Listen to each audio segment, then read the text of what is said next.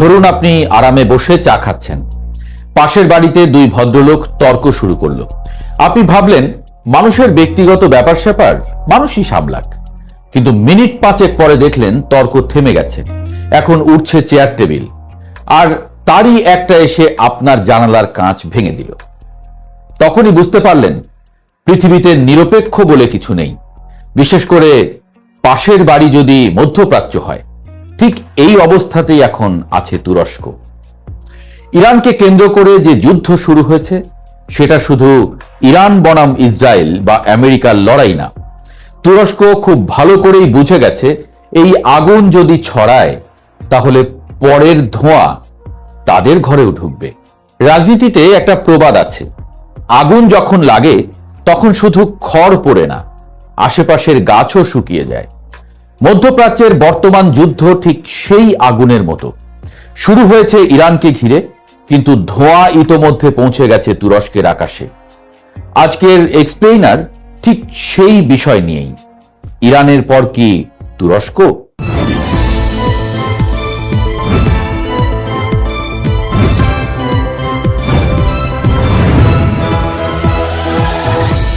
তুরস্ক এখন অদ্ভুত এক উত্তেজনার মধ্যে আছে, কারণ তারা কয়েকটা জিনিস একসঙ্গে দেখছে। প্রথমত, ইরানের বিরুদ্ধে সামরিক অভিযান শুধু সীমিত হামলা হিসেবে থাকছে না, ধীরে ধীরে এটা বড় আঞ্চলিক সংঘাতে রূপ নিচ্ছে। আর সবচেয়ে ভয়ঙ্কর ঘটনা, সম্প্রতি একটি ইরানি ব্যালিস্টিক ক্ষেপণাস্ত্র তুরস্কের আকাশসীমায় ঢুকে পড়ে। ন্যাটোর প্রতিরক্ষা ব্যবস্থা সেটাকে প্রতিহত করে, মানে যুদ্ধ এখন আর মানচিত্রে নেই, বাস্তবে তুরস্কের দরজায় ঠক ঠক করে কড়া নাড়ছে। 500 কিলোমিটারের বেশি সীমান্ত ইরানের সঙ্গে। পাশের বাড়িতে আগুন লাগলে নিজের ছাদে পানি ঢালতেই হয়। তুরস্কের প্রেসিডেন্ট রিসেপ তাইয়েপ এরদোয়ান বারবার একটা কথা বলছেন, এই যুদ্ধ শুধু হামলা পাল্টা হামলা না, এটা পুরো অঞ্চলের শক্তির ভারসাম্য বদলে দিতে পারে। তুরস্কের চিন্তা হলো, যদি ইরানের সরকার দুর্বল হয়ে যায় বা ভেঙে পড়ে তাহলে কি হবে? ইরাক, সিরিয়া, ককেশাস সব জায়গায় নতুন প্রক্সি যুদ্ধ শুরু হবে। মধ্যপ্রাচ্যের ইতিহাস বলছে, বাইরে থেকে সরকার বদলাতে গেলে শান্তি আসে না, বরং নতুন সমস্যা জন্ম নেয়। যেমন একটা পুরনো কথা আছে, পুরনো বাঁধ ভাঙলে নদী শুধু পথ বদলায় না, গ্রামও ভাসিয়ে দেয়। তাই তুরস্ক মনে করছে ইরান ভেঙে পড়লে সেই বন্যা পুরো অঞ্চলে ছড়িয়ে পড়বে। আঙ্কারার সবচেয়ে বড় দুশ্চিন্তা হলো বিদ্রোহী গোষ্ঠী কুর্দি। এখানেই আসে সবচেয়ে সংবেদনশীল বিষয়।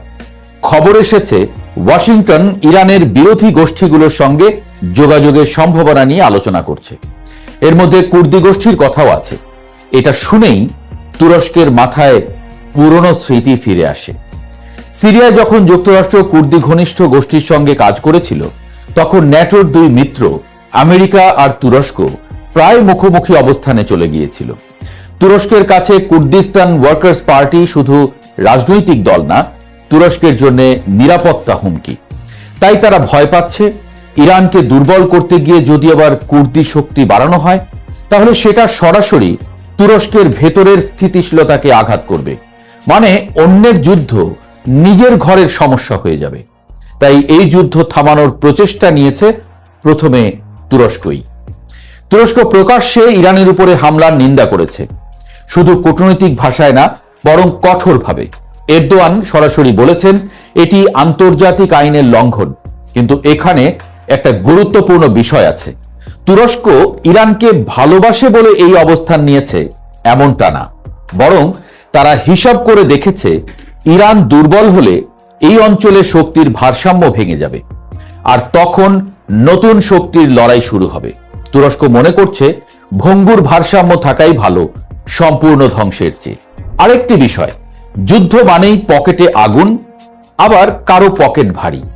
তবে এই যুদ্ধে ক্ষতির তালিকায় আছে তুরস্ক।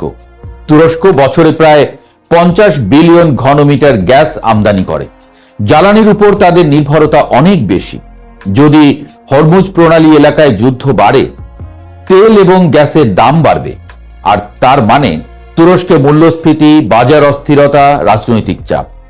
অর্থাৎ যুদ্ধ সরাসরি তুরস্কের জনগণের রান্নাঘরে গিয়ে লাগবে। যুদ্ধ কখনো শুধু সীমান্তে হয় না, বাজারেও হয়। সেটা উল্লেখ করেছি। ইসরায়েলের দৃষ্টিতে তুরস্ক এক নতুন প্রতিদ্বন্দ্বী। এখানে গল্পটা আরো ইন্টারেস্টিং। ইসরায়েলের রাজনৈতিক মহলে ধীরে ধীরে একটা ধারণা জোরালো হচ্ছে, ইরানের পর আঞ্চলিক প্রধান প্রতিদ্বন্দ্বী হতে পারে তুরস্ক। ইসরায়েলের সাবেক প্রধানমন্ত্রী নাফতালি বেনেত পর্যন্ত বলেছেন, তুরস্ককে উপেক্ষা করা যাবে না, মানে দাবার বোর্ডে নতুন প্রতিপক্ষ হিসেবে আঙ্কারার নাম উঠে এসেছে। তুরস্ক ভালোভাবেই বুঝে গেছে, গাজা, লেবানন, সিরিয়া, ইরানের পর চাপের কেন্দ্র ধীরে ধীরে তাদের দিকে ঘুরতে পারে। এটা সরাসরি যুদ্ধ না হলেও রাজনৈতিক, সামরিক ও কৌশলগত চাপ বাড়াতে পারে। তবে তুরস্ক কি প্রস্তুত? এটাই সবচেয়ে গুরুত্বপূর্ণ প্রশ্ন। তুরস্ক শুধু বক্তব্য দিচ্ছে না, প্রস্তুতিও নিচ্ছে। তারা সীমান্ত নজরদারি জোরদার করেছে, ন্যাটোর প্রতিরক্ষা সমন্বয় সক্রিয় অবস্থানে, পাশাপাশি কূটনৈতিক যোগাযোগ বাড়াতে সচেষ্ট। তুরস্ক বুঝে গেছে, যুদ্ধ চাই না বললেই যুদ্ধ থেকে দূরে থাকা যায় না। তাই তারা একই সঙ্গে দুটি কাজই করছে, একদিকে মধ্যস্থতা, অন্যদিকে প্রতিরক্ষা প্রস্তুতি। তাহলে কি সত্যিই তুরস্কে হামলা হতে পারে? বিশেষজ্ঞরা বলছেন, এখনই সরাসরি হামলার সম্ভাবনা কম, কিন্তু চাপ বাড়ার সম্ভাবনা খুব বাস্তব। কারণগুলো স্পষ্ট।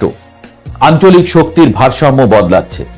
এদিকে যুক্তরাষ্ট্র তুরস্ক সম্পর্ক পরীক্ষার মুখে, কুর্দি প্রশ্ন আবার সামনে। এদিকে ইসরায়েল তুরস্ককে কৌশলগত প্রতিদ্বন্দ্বী হিসেবে দেখতে শুরু করেছে, অর্থাৎ যুদ্ধ সরাসরি না এলেও সংঘাতের ছায়া কাছে আসছে। শেষ কথা, আসল খেলা কোথায়? এই পুরো ঘটনাটা বুঝতে একটা সহজ উদাহরণ দিই। ধরুন, দাবা খেলায় প্রথমে ছোট গুটি মারা হয়, তারপর বড় গুটিগুলো সামনে আসে। মধ্যপ্রাচ্যের বর্তমান পরিস্থিতিতে ইরান শুধু একটি অধ্যায়, ছোট গুটি, কিন্তু অনেক আগেই চাল শেষ।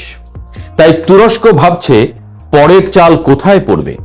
তাই তারা এখন যুদ্ধ থামাতে চাইছে, কারণ তারা জানে যে আগুন অন্যের ঘরে জ্বলে, সময় পেলে নিজের উঠোনেও পৌঁছে যায়।